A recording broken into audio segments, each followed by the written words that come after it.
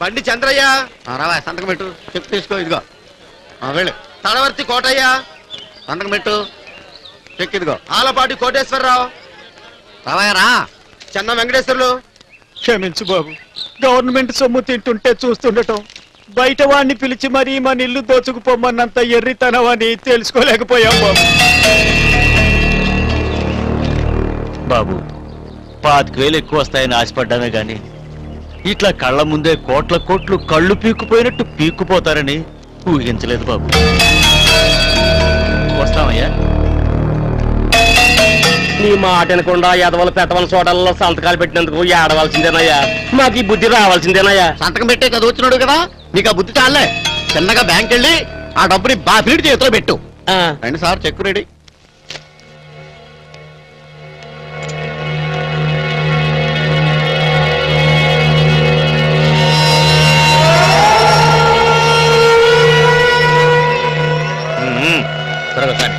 పదా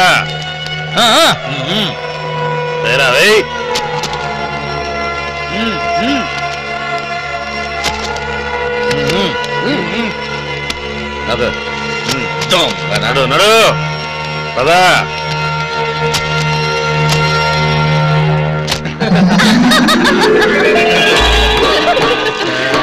ఏమండి, మన ఇంట్లో పళ్ళాలు, చెంబులు, బిందెలు, బకెట్లు, తలుపులు, మంచాలు అన్ని బంగారంతో చేయించేద్దామండి. చేయించుకో బావగారు.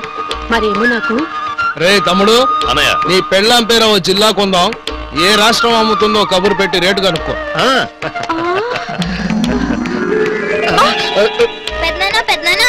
పెద్ద ఏరోప్లేన్ బొమ్మ కొని బాబు. బొమ్మ ఏంటమ్మా, నిజమైన ఏరోప్లేన్ కొనిస్తా. స్కూల్ కి వెళ్ళడానికి బాగుంటది. మరి దిగటానికి చోటు సరిపోదుగా. గన్నవరం ఎయిర్పోర్ట్ ఖాళీగా ఉందట, అది కొని పడేద్దాం. ఫ్యూచర్ లో కార్ పార్కింగ్ గొడవలు చూడడానికి ప్రమాణంగా ఉంటుంది. లాయర్ గారు రండి రండి రండి రండి.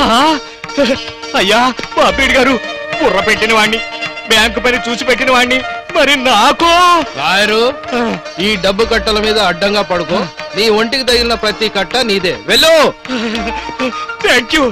దూకు.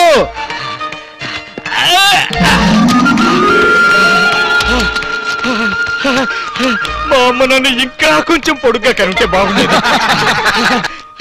బాబునీడు గారు, బాబునీడు గారు, అయ్యా బాబునీడు గారు, బాబునీడు గారు, మీకు లాయర్ నోటీస్ వచ్చింది సార్. లాయర్ ఇక్కడే ఉంటే నోటీస్ ఎక్కడి నుంచి వస్తుందా? కావాలంటే చూడండి సార్. లాయరు చదవయా.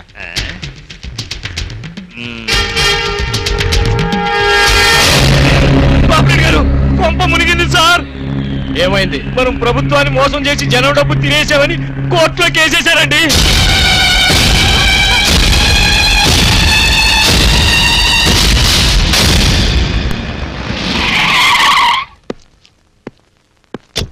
అయ్యా అయ్యా బాబురెడ్డి గారు, రక్షించండి బాబు. బాబురెడ్డి గారు, బాబురెడ్డి గారు, రక్షించండి సార్. జడ్జివి నువ్వు ఏడుస్తావేంటయ్యా? ఏడవటానికి చేతి ఏంటి, ఛాతి పెద్ద అయితే ఏంటి సార్? నేను తప్పుడు తీర్పిచ్చాన్ని స్టేట్ అంతా తెలిసిపోయింది. ఈ సంగతి జిల్లా కోర్టు వరకు వెళ్ళిందంటే నా జీవితం నాశనం అయిపోతుంది సార్. ఎన్నో జడ్జిమెంట్లు ఇచ్చిన వాటిని కోర్టు మెట్ల మీద స్టాంపులు అమ్ముకుంటానికి కూడా పనికి రాకుండా పోతాను సార్. జైల్లో పెట్టారంటే నేను ముందు శిక్ష వేసిన ఖైదీలు నన్ను చీరేస్తారు సార్. లాయరు, మనకు యాంటీగా కేసు పెట్టింది ఎవరు? గణపతి, ముద్రగడ గణపతి వరప్రసాద్. ఇదిగోండి పత్రాలు. ఎవరో? గణపతి ఉన్నాడా సార్? మీకు ఫోన్. ఎవరో కనుక్కో. బాపినీడు గారు మాట్లాడతారని చెప్పు.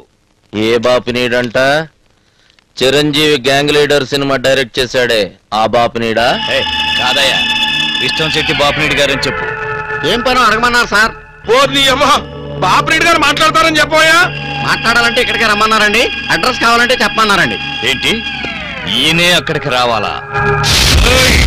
బాపునీడు బ్రదర్స్ నే రమ్మని రేంజ్కి వచ్చారా మీరు?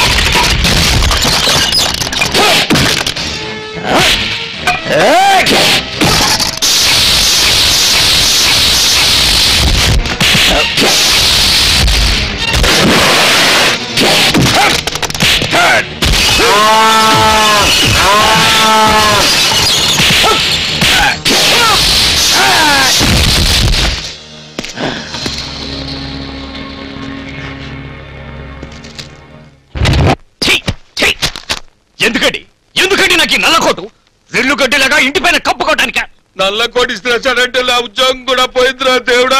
ఉద్యోగం లేదు ఆకులు కట్టాలేదు మీరు ఊరుకోండి సార్ ఓరకేను. అరే అసలు కాలం వేస్తున్నారని చెప్పింది నేను, అందులో డబ్బు ఊరుతుందని చెప్పింది నేను, కోర్టుకి ఎక్కించింది నేను, డబ్బు ఇప్పించింది నేను. అలాంటిది ఆడెవడో గన్నాయి గారు కేసు పెట్టాడని నాకు చెప్పకుండా వాడి మీద కుర్రాళ్ళం ఒప్పుతారా? వాడి మీద చిన్న గీత పడ్డా గీయించింది మనమేనని మన రాతలు చెరిపేస్తారు. అది తెలుసా మీకు? ఎగిరింది చాలు గాని ఏం చేద్దామో ఏడవండి.